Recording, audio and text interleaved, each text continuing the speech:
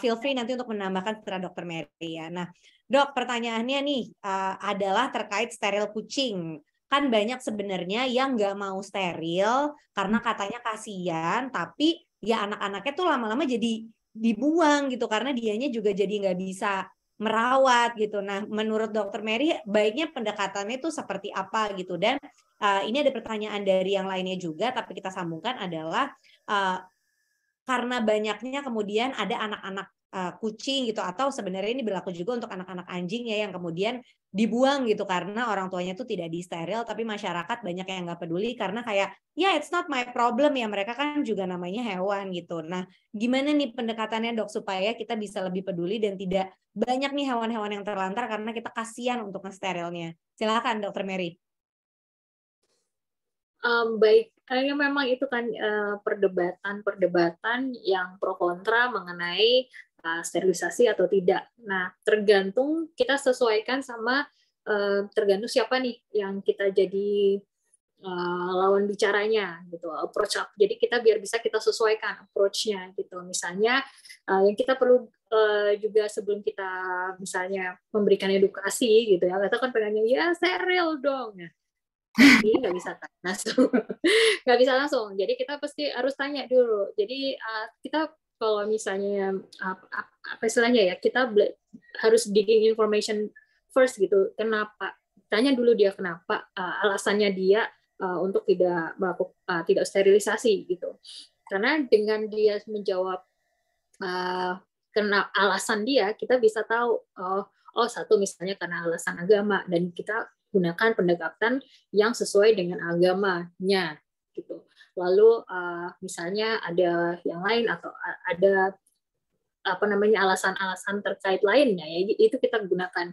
Tapi kalau secara umum misalnya ada yang paling pendapat secara umum kan banyak, secara umum masyarakat percaya mitos bahwa mereka itu kayak kita merampas haknya sex life-nya dia gitu, sex life-nya si hewan gitu kan. Banyak banget percaya mitos itu.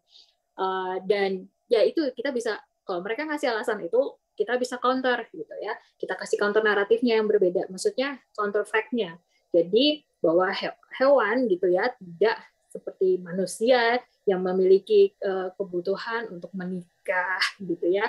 Ini kan konsepnya berbeda gitu. Konsep menikah di manusia sama di hewan tidak ada konsep menikah gitu. Konsep kawin iya ada. Dengan sterilisasi bukan artinya kita tidak hewan tersebut tidak bisa kawin, mereka tetap bisa kawin, tapi mereka tidak akan istilahnya memproduksi anak gitu ya, karena ya mereka karena saat proses sterilisasi kan organ reproduksinya diangkat gitu. Jadi kalau misalnya itu kita bisa jelaskan gitu, itu mitos. Beberapa mitos kan seperti itu tuh yang paling sering. Nah, lalu juga kita bisa kasih informasi yang mungkin tergantung lagi ya dengan siapa kita bicara yang lebih relate ke mereka gitu.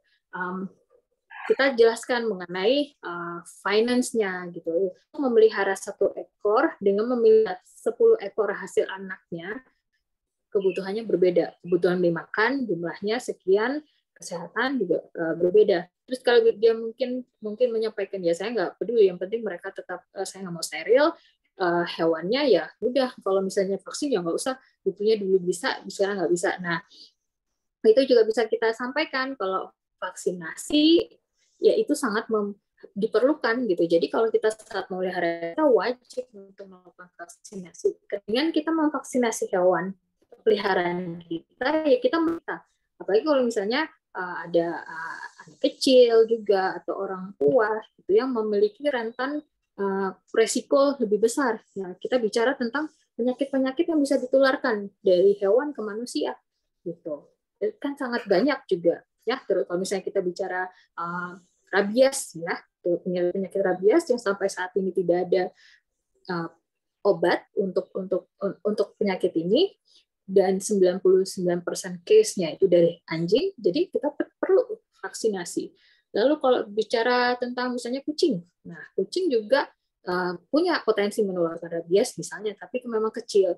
Tapi yang zoonosis yang lain adalah protozoa yaitu Toxocara gitu, yang sangat berpengaruh untuk kesehatan dan penyakit zoonosis yang ada di itu zoonosis beresiko untuk keluarga kita. Jadi sangat penting gitu. Jadi lagi-lagi kita bicarakan ya gitu, approach yang bisa kita pakai adalah kita tanya dulu alasannya. Dari alasan yang mereka sampaikan, kita bisa counter dengan yang sesuai dengan alasan mereka. Kira-kira sih misalnya itu sebagai contoh. Oke, thank you Dr. Mary. Aku menambahkan pertanyaan sedikit buat Dr. Mary ya, karena kita bahas soal steril ini atau yang biasa dikenal juga dengan namanya adalah TNR. Betul ya Dr. Mary ya? Ya, jadi ada konsep TNR itu juga merupakan juga program rutin kita Jiyaan juga. Jadi kita sebagai masyarakat ya, ini kan problem overpopulasi hewan ya, mau anjing mau kucing, hewan-hewan yang diliarkan atau memang hewan jalanan. Jadi kalau konsep hewan itu ada 3 hewan berpemilik, hewan free roaming atau hewan stray memang.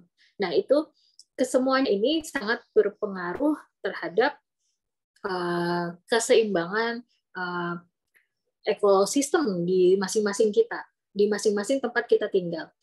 Lalu yang kita pengen sampaikan mengenai TNR ini adalah salah satu cara kita berkontribusi positif untuk menekan overpopulasi hewan-hewan yang ada di sekitar kita, mau anjing atau kucing. Nah, konsep TNR itu adalah kita melakukan prosedur sterilisasi dan juga dilakukan prosedur vaksinasi, lalu dilepaskan kembali ke tempat, harus kembali di garis bawah dilepaskan kembali ke tempat mereka berasal, gitu. Dan itu yang paling penting, gitu. Saya sempat pernah sharing dan ngobrol juga sama Mbak Geno mengenai juga konsep street feeding dan TNR. Street feeding saya sangat appreciate teman-teman juga yang melakukan street feeding. Tapi perlu juga untuk melakukan istilahnya priority-nya lebih baik lagi jika kita melakukan TNR.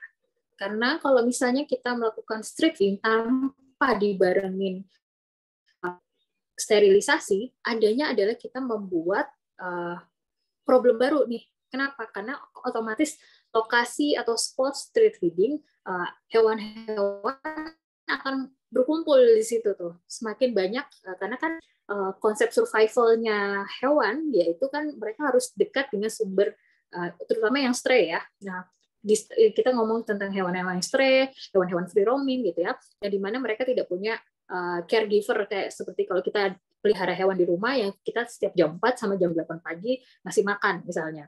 Nah, mereka akan mencari atau tinggal di dekat lokasi sumber pakan. Nah, kalau misalnya semua banyak datang ke situ, stray-stray baru datang lagi, tapi kita tidak melakukan sterilisasi, kita akan menciptakan masalah baru lagi. Jadi, street feeding perlu banget dilakukan barengan sama sterilisasi atau TNR. Oke,